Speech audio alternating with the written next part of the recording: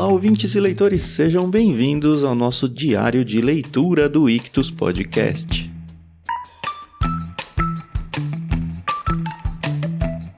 Eu sou o Thiago André Monteiro, @vulgutan, estou aqui com a Carol Simão e hoje é a vez dos capítulos 2 e 3 do livro Dois Irmãos de Milton Ratum. Bom dia, Carol, tudo bem? Oi, Thiago, bom dia, pessoal, tudo bem? Aqui é a Carol Simão e, puxa vida, que livro gostoso. Nossa, você para pra ler ele, assim, em minutos você mata a leitura dos capítulos, Sim, né? Ele transporta a gente longe, né? Gostoso demais. Nossa, muito gostoso. E quando eu penso que esse livro foi escrito nos anos 2000 já, eu fico muito feliz, porque eu fico feliz, enfim. Não, eu acho que é porque a gente tá na nossa época e estão produzindo conteúdos tão bons ainda, né? A gente não depende só Sim. dos grandes clássicos do passado. Estão nascendo Exatamente. grandes clássicos, isso que é legal. E sabe o que é mais legal? Eu tenho uma amiga que mora no Amazonas. Ela trabalha numa escola de missionários. E aí ela mora em Puraquequara. E eu lembro que quando eu ouvi essa palavra, demorou muito pra eu aprender a falar ela. E aí quando eu li aqui no livro, que vai aparecer uma hora, falei, caramba, agora tipo, meu cérebro entendeu super fácil, Puraquequara. É, muito legal. A gente tem um episódio anterior a esse, como você já deve saber, né? No Diário de Leitura, a gente tá num esquema aí de episódios seriados, onde a gente vai falar sobre o livro todo. Então, não faz nenhum sentido você ouvir esse episódio sem ter ouvido o capítulo 1 primeiro e também sem ter ouvido o prefácio, onde a gente apresentou o livro de uma forma mais ampla. Então, se você tá perdido aqui, pausa, volta algumas casas aí, ouve o primeiro episódio e aí depois você vem pra cá. Aliás, não ouça esse episódio, né? Se você não leu ainda o capítulo 2 e 3, ou ouça por sua conta e risco, né? Tem gente que gosta. Exatamente. Lembrando que, assim, nós estamos gravando esse programa com a intenção dos vestibulandos que vão prestar o vestibular e querem ler a lista da FUVEST, né? Isso aqui é um complemento. Então, não, a gente não vai ler os capítulos, a gente só vai apenas comentar as nossas impressões sobre o que lemos no capítulo 2 e 3. Então, não, isso não substitui a leitura, muito menos você dar aquele check de, putz, tô pronto pro vestibular. Ah, mas acho que ajuda bastante, né? Se você leu, assim, ajuda a guardar o livro, a conversar sobre ele e tá pronto pra prova também, né? Isso sim. Então, se você conhece pessoas que estão nesse contexto de vida aí, de prestar vestibulares e a FUVEST tá na lista dessa pessoa, apresenta o diário de leitura pra eles, apresenta o Ictus Podcast, que com certeza você vai ajudar bastante as pessoas aí. Isso aí. Agora vamos aos capítulos, porque tá bem bacana.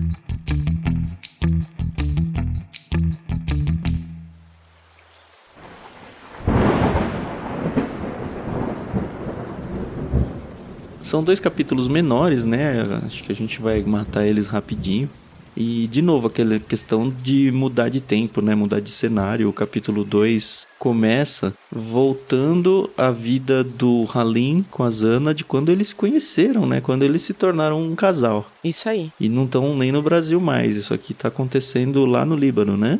Na verdade, isso tá acontecendo no Brasil. E aí conta a história do pai da Zana, o Galib, que veio pro Brasil e aqui ele abriu um restaurante chamado Biblos. É verdade. Em homenagem à cidade natal deles lá no Líbano, né? Que era a Biblos também, né? Isso, eu acho engraçado porque Biblos eu conheço como sendo uma marca de móveis planejada.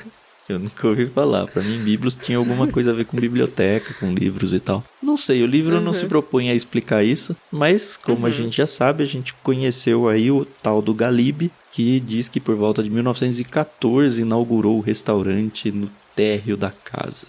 Então olha como voltou no tempo aí, né?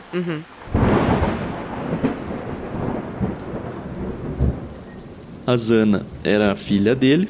E aí a gente vê que nesse restaurante, o Biblos, ele se torna meio que um espaço super frequentado, um ponto de encontro, né, de imigrantes libaneses, sírios, judeus marroquinos, né, ele diz. Então, assim, meio que se tornou um local de encontro para as pessoas e aí surge, então, o Halim ali, jovem ainda, né, e se apaixona pela filha do dono do restaurante que tá por ali, né. Exatamente. Ela é uma adolescente, né? Ela tem 15 anos. A gente descobre que ela é órfã de mãe. Ela tem uma relação muito próxima com o pai, ao mesmo tempo que a personalidade dela é bem dominadora. Nos primeiros capítulos a gente não tem essa impressão, pelo menos eu não tive essa impressão de que ela era tão dominadora, mas nesses capítulos 2 e 3 a gente percebe isso assim com força. Sim. Acho que até por causa da criação dela, ela acabou tendo que aprender a se impor. E assim, é bem bacana, né? Porque você imagina, você sendo filha de imigrantes, no caso ela também era uma imigrante, porque ela nasceu no Líbano, e vir para um outro país, ter um comércio e restaurante, hotel, essas coisas, você acaba ficando muito exposto, né? Então você tem que criar uma casca grossa, né? O pai dela era quem cozinhava, e cozinhava muitíssimo bem. E também servia, eu acho engraçado, né? Porque ainda fala, ele servia com a mão esquerda e não perdia o equilíbrio. E isso devia ser quase um espetáculo, né? Pro pessoal. E ela tava ali ajudando e tal. E por ser uma menina muito bonita, uma libanesa, ali no auge da beleza, né? Com 15 anos. Ela também tinha ali seus... O pessoal vinha cortejá-la, né? E aí a gente é apresentado ao Halim, que nesse momento é um jovem mancebo, né? Ele me lembrou muito o filho dele, né? O Yakub, porque ele é todo envergonhado. Sim. Ele não sabe como chegar na zona, ele fica indo lá todo sábado e fica só olhando, admirando.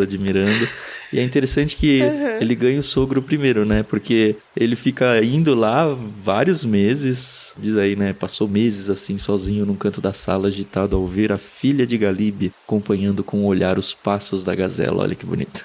Contemplava o rosto ansioso, à espera de um milagre que não acontecia. E aí ele começa a pescar e trazer peixes pro pai dela, né? E o pai dela gosta, dá até comida de graça pra eles. Então, meio que ele se afeiçoa do pai, com segundas intenções, obviamente. Não sei se o pai tinha percebido isso ou não. Mas o fato é que cria-se aí um relacionamento entre os dois. O que me faz pensar, o fato do Halim ser parecido com o Yakub, que de fato justifica o Halim ter um apreço pelo Yakub, porque enfim, eles são mais parecidos do que o filho Omar, né? Sim, e também nos faz pensar que o Omar se parece muito com a mãe. Mais impulsivo, né? Mais... Isso, independente, né? Essa coisa toda.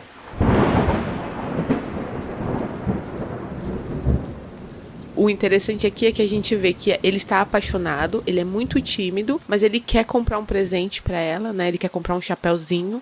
Mas um amigo dele aí, meio boêmio, fala: não, que chapéu, escreve poema pra ela. Melhor, eu escrevo o poema e você recita pra ela. E, gente, olha que situação. O cara escreve uma carta cheia de palavras lindas, tal, e o Halim deixa a carta meio que esquecida na mesa quando ele vai embora, porque ele quer que a Zana ache a carta, leia e descubra o sentimento dele por ela. E ele fica semana assim, e quando ele volta, o pai entrega e fala: pô, você esqueceu essa carta aqui, ó, quando você foi embora, eu guardei pra você. Inclusive escreve muito bem, né? Belos poemas. É. Mas acho que ali o pai também já percebeu que, opa, já deve ter percebido, com certeza. E aí ele cria coragem, né? Ele conversando com um amigo dele, o Abbas, né? Isso. E aí eles ficam: não, vai, fala com ele. Ele fala: não, amanhã, sábado, 2 litros de vinho e felicidades. E aí ele: não, vou me declarar e tal. É muito engraçada essa cena, porque imagina, né? Ele chega no sábado, meio embriagado até, ele pega os poemas, vai na cara dela e começa a ler em voz alta, e lê, não dá espaço pra ela interagir, pra ela pensar, ele só quer vomitar tudo aquilo pra ela, e a impressão que dá é: quero sair dessa situação o mais rápido possível, né? E bizarramente funciona.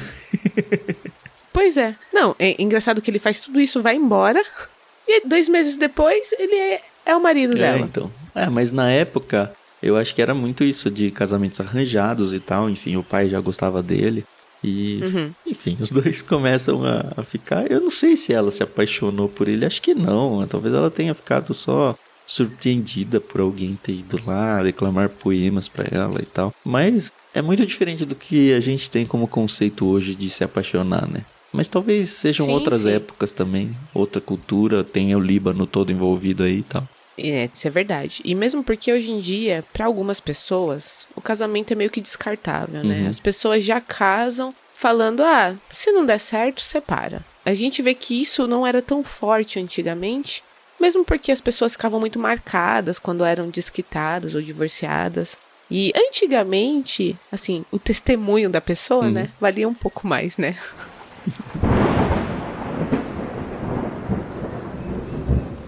Enfim, a gente também percebe aqui o narrador falando, né? O narrador vai e vem.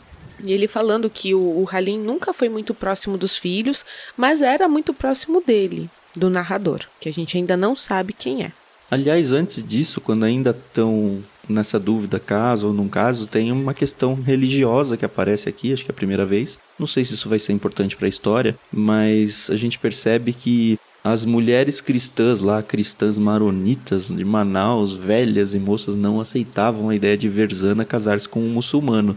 E a gente percebe que isso é sim uma questão para ela, Zana, mas talvez não tão importante, né? Ela fica titubeando com a ideia caso ou não caso, e aí quando ela aceita o casamento, ela coloca como uma restrição que o casamento tinha que acontecer diante do altar da Nossa Senhora do Líbano, com a presença das maronitas e católicas de Manaus. Então, tem aí uma questão de, olha, o seu Halim, né, tem um pano de fundo muçulmano, a gente sabe, né, que quanto que isso briga com a ideia de cristianismo, mas o fato é que rola aí um casamento misto, né, de religiões aí.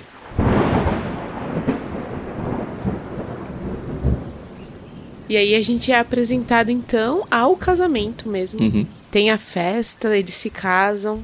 O pai fica muito feliz, dá uma grande festa, né, no restaurante. E aí a gente começa a ver o dia a dia deles, né? Na verdade, o Halim que tá contando essa história pro narrador. E ele pega o álbum de fotografia. E eu achei muito bacana essa parte, né? Que ele fala assim: Halim me mostrou o álbum de casamento de onde tirou uma fotografia que apreciava. Ele, elegante, beijando a moça morena, ambos cercados por orquídeas brancas. O beijo tão esperado. Sem nenhum pudor, nenhuma reverência às ratas de igreja e aos Zorair. Os lábios de Halim colados no de Zana, que assustada, os olhos abertos, não esperava um beijo tão voraz no altar. Que aí também tem aquela coisa, né? Porque o tempo que eles ficaram noivos, né? Era mais uma corte, né? Não era um namoro como a gente tá acostumado hoje em dia. E aí o primeiro beijo, acho que ela nem esperava que fosse ser no altar. E foi ali mesmo. Ou se fosse, não fosse tão intenso, né? Mas é interessante, né? Porque o Halim, ele é todo na dele, enfim. E aqui ele se impõe, né? Ele fala, foi um beijo guloso e vingativo, disse-me Halim, calei aquelas matracas. Todos os casais do Abbas, que são os poemas, né? Estavam naquele beijo.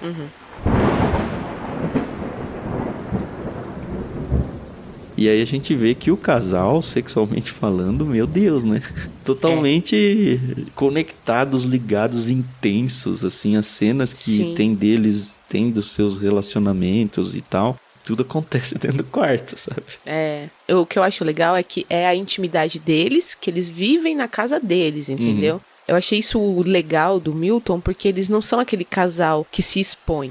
Ah, mais ou menos, viu, Carol? Porque aqui vai surgir a Domingas, né? É nesse capítulo já que ela aparece? Não, nesse capítulo a gente acompanha o pai dela se despedindo e voltando pro Líbano. Sim. E aí ele acaba falecendo lá e ela fica muito mal. O Halim até fala, ela se tornou a viúva do pai. Isso é uma coisa que ela levou por muito tempo dentro do casamento, o fato dela não ter conseguido se despedir do pai, dele ter morrido longe. O pai volta pro Líbano, né? Ele vai e morre, basicamente, né? Ele fica um tempo lá, começa a mandar umas cartas, depois vai rareando, até que não manda mais nada. Duas cartas, depois nada. Em Biblos, dormindo na casa perto do mar, ele morreu. O que vai rareando são as cartas depois do Yakub de São Paulo. Isso aí. Verdade, ele vai pra lá e já morre rapidinho, né? E é interessante que ela quer substituir o pai por filhos, né? Agora sou órfã de pai e mãe, quero filhos, pelo menos 3. E a gente vai ver que o Halim não gosta muito da ideia. Apesar de ele gostar muito do sexo, ele não gosta muito da ideia de ter filhos. Ele gosta da intimidade com a esposa, né? Apenas.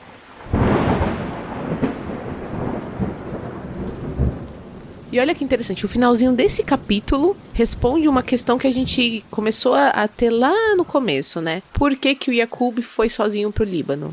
E não o Omar ou não os dois. No finalzinho desse capítulo, o Halim fala, né? A minha maior falha foi ter mandado Yakub sozinho para a aldeia dos meus parentes. Disse com uma voz sussurrante pro narrador, né? Mas Ana quis assim. ela decidiu. E é o que você falou, né? A gente percebe que a Zana é a mandona dentro de casa, é o perfil dela. E, na verdade, o perfil do casal, né? Complementar do Halim. Não vou dizer pau mandado nem nada, mas ele simplesmente meio que não tá nem aí, né? Ele era muito apaixonado. Não é que ele é bananão, é que pra ele tanto faz.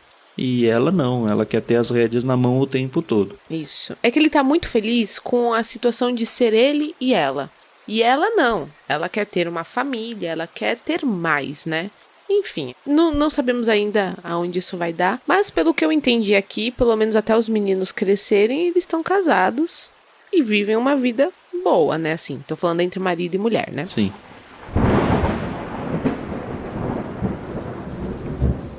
Com isso a gente entra no capítulo 3, né? O Yakub volta, né? O tempo, o Yakub agora já tá em São Paulo e mandando cartas para casa. Esse é o contexto do início do capítulo, né? E as cartas chegando eram um acontecimento, né, pra família. Exatamente. Mas por que era um acontecimento? O Halim percebeu que quando as cartas chegavam, a Zana ficava meio deprimida, ficava triste. Então ele não queria deixar a esposa triste, ele falava, vou dar uma festa, né? Vou dar um jantar, um almoço, enfim, vou servir uma refeição para os nossos amigos. Ela lê a carta e se distrai com as pessoas dentro de casa. E isso funcionava, mas o problema é que com o tempo a gente vai ver as cartas, elas foram rareando. Primeiro no tamanho, né? Antes eram páginas, agora só coisas pontuais. Mas eu acho super natural isso, assim. A gente vê que o Yakub tá vivendo a vida dele. Ele começa a dar aula de matemática em pouco tempo, né? Ele tá lá na Universidade de São Paulo, ele vai fazer escola politécnica, né? Engenharia, diz o texto aqui. E é interessante que o Yakub, ele é um pouco... Eu não sei se arrogante é a palavra, mas ele quer romper os laços, a dependência com a família, porque diz que os pais mandam dinheiro para ele, ele agradeceu as belas palavras e devolveu o dinheiro. Entenderam que o filho nunca mais precisaria de um vintém, mesmo se precisasse, não lhes pediria. Assim, ele tá crescendo, fazendo a sua própria vida, eu acho que com um pouco de rancor ainda, e eu não sei como que isso vai se desenvolver no livro, mas a gente percebe que, ó, ele tá tomando seu rumo aí. Enquanto o Omar, primeiro odeia receber as cartas do irmão, continua um super boêmio, dependente totalmente dos pais, e largado na rede no alpendre, né? Exatamente. E aí a gente vê que o narrador, ele fala que ele cresce vendo as fotografias do Yakub, né? Ele encaminha uma fotografia muito bonita, que até fala que lembra muito a fotografia que ele tirou naquele desfile de 7 de setembro. E o narrador cresce, tendo uma proximidade muito grande com o Halim. Ainda fala, nossa, ele tem tanta intimidade comigo, a intimidade que ele não tem com os filhos. E admirando o Yakub, ao mesmo tempo que ele fala, nossa, eu via as fotos do Yakub, mas eu ouvia a voz do Omar. E o físico era o Omar. Deve ser muito louco, né? A pessoa conviver assim, né? Diz que várias vezes ele ouvia e achava que ele tava lá, né? Mas não era só o Omar. Aí a gente descobre que uma índia órfã vai morar com o Halim e com a Zana. E ela ainda é uma menina, né? Ele volta um pouquinho no tempo, né? No início do casamento do Halim com a Zana. Que é quando aparece a Domingas, né? Essa índia. Gente, assim, eu não sei. Quando eu casei, eu queria ficar com o meu marido, entendeu? Não queria ninguém na casa, não queria... mas é cultural também, bizarro, né? Diz que ela era uma beleza de Cunhatã. Quando a gente leu o Macunaíma, essa palavra apareceu no meu vocabulário pela primeira vez. Cunhatã é tipo uma índia nova, né? Uma indígena aí. Sim. E ela era uma órfã e começou a ser criada pelo Halim, pela Zana, e a Zana se apegou muito a ela, né? E diz que é surpreendente, né, ela ter feito isso. Ela mora lá de fora, né? Isso. E a gente vê, é muito engraçado, né? A vida do casal. Não, é muito engraçado. Assim, o Halim e a Zana como coelhos, você sabe? Chegam em casa, antes de chegar no quarto já estão nus, sabe? É um negócio muito louco. E a Dominga só vai olhando, assim. Ela tá lá como se fosse uma planta na casa. Pois é, eu acho isso meio ruim, né? Mas a gente vê que o Halim ainda é muito devoto a Zana. Totalmente.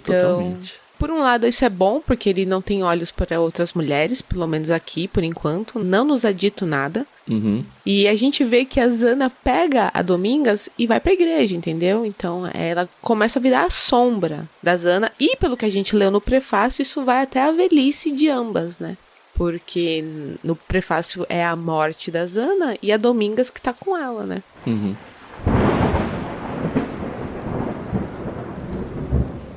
Aí quando nascem os gêmeos, lascou a vida do casal, né? Pois é. Não, mas aí achei estranho, né? Porque, ó, a Zana, ela já fala, quero ter 3 filhos. Sim. Obviamente que ela não sabia que iam vir 2 de uma vez, mas beleza, nasceram os meninos. Mas, apesar dela querer 3 filhos, e a gente sabe que depois vem a Rania, ela vive como se ela tivesse um filho, que é o Omar. Uhum. Ela leva ele pra cima e pra baixo, teatro, pro bondinho, enfim, onde ela tá, ele tá junto. E a Domingas se apega totalmente ao Yacoub. O caçula, ele adoece, né? Logo nos primeiros de vida.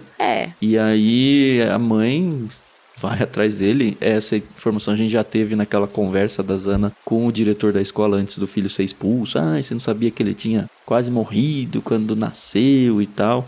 E meio que o outro, que é o saudável, fica pra Domingas, né? Cuida aí, porque eu tenho atenção assim tá só pra fácil ter uma, né? filho. É isso aí. Pois é. E a gente vê que o Halim, ele fica muito chateado com o resguardo. Não, mas a Zana abusa também, né? Não só isso, né? O Omar, ele aparece na rede dos pais, sabe? O pai fica... Nossa, ele quase quer matar o moleque, né? Ele saltou da cama, viu o caçula aninhado no corpo de Zana, expulsou do quarto aos gritos, acordando todo mundo. Cara... Não, assim, é o que eu falo. Se um casal, ele concorda em dividir a cama com os filhos, beleza. Isso tem que ser realmente de acordo com o casal, entendeu? Do contrário, né? Cada um tem que ter o seu canto, entendeu? O Halim perdeu a esposa dele né? totalmente aqui. Ele foi encontrar só... Assim, ele começa a trabalhar, né? Ele abre, né, um depósito, uma loja. E às vezes até vai dormir lá irritado. E aí ele consegue um espaço de novo só pro casal, que de vez em nunca, né?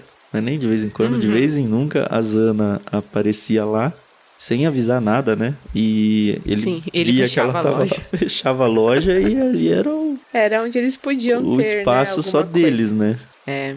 Não, e ele fala, né? Um filho é um desmancha-prazer, né? E aí, numa dessas brigas que ele fica alguns dias fora, quando ele volta, ela fala, a gente vai ter mais um filho. Que ela descobre que ela tá grávida, né? Uhum. Que aí é a Rania, né? Sim.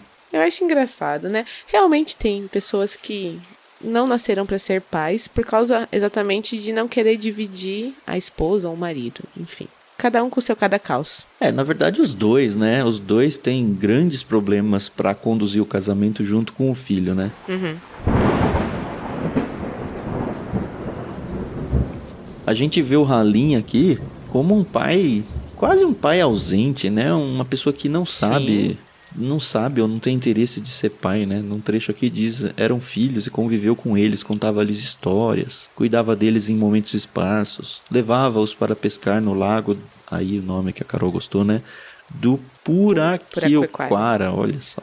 E remavam no Paraná do Cambiche, onde Halim conhecia criadores de gado, dono de fazendolas. Foi o que se poderia chamar de pai.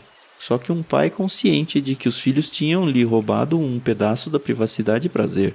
Anos depois, iriam roubar-lhe a serenidade e o bom humor.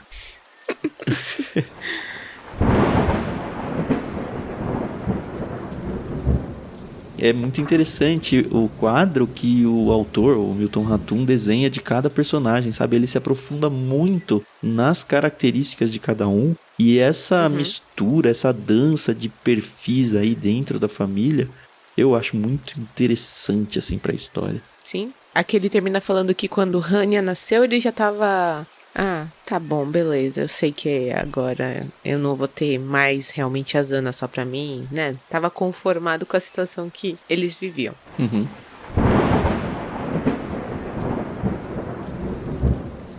Esse capítulo 3, ele termina com um super gancho, né? Sim. É interessante o jeito de contar a história, porque ao mesmo tempo que a gente tá simplesmente numa narração em terceira pessoa, praticamente, da história, como alguém assistindo de fora, várias vezes o autor traz pra gente o narrador personagem interagindo, principalmente com o Halim, né? Pelo menos por enquanto. Conversando com o Halim, esse narrador, ele fica dando algumas migalhas pra gente, sabe? É interessante, né? E aí ele encerra esse capítulo dizendo, olha, calou sobre o episódio da cicatriz, a gente já conhece esse episódio. Calou também sobre a vida de Domingas. Que a gente ainda não conhece. Não conhece. No entanto, depois de insistir muito, arranquei dela alguns minutos de confissão. E aí acaba o capítulo e você fica desesperado pra continuar, né? Eu acho que a Domingas ela vai ser violentada pelo Halim ou alguma coisa assim. E que esse menino, na verdade, é filho do Halim, tá? Eu acho que vai acontecer isso em algum contexto aí, mas só acho, porque não temos indícios fortes de nada ainda. Exatamente. Mas quem sabe, né? Do jeito que o Tan, ele é bom em descobrir essas tramas, pode ser que ele esteja certo.